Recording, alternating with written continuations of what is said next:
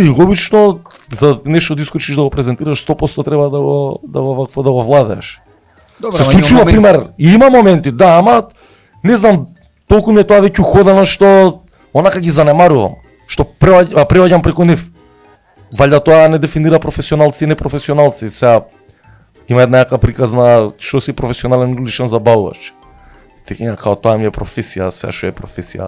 Да, бе, кога ќе те прашат, обично они што си како си, што кажеш, што? Слободен уметник. Да? Да. Како проаѓа тоа? Крводарител. Вака те гледа? Па некад прашуваат сликар, Како да си викам, еднемски вид? Не, сликар, пошто ќе ни слободен уметник, обично сликара, ја немам грам боја на мене, викам, па не правам представи за деци и возрастни. Нека да се продлабочи разговорот. Пошто сум и крводарител 33 пати сум дал сега. Баш сега пред, не знам, 2 недели фала. 33-тиот пат го обавив. И ми вика да ти даеме за работа, нели тоа 2 дена од работа. Викам, не, фала, не сум вработен, да ти даеме нешто за паркинг, не, фала, туку центар живеам. Ништо, онако. Само, на неколку наврати ми ја пишувано тоа книга за пофалби и поплаки и никако да стигне до нив. Каде си пишал? Ке нив во Црвен крст, другар од Сплит, он исто крводарител.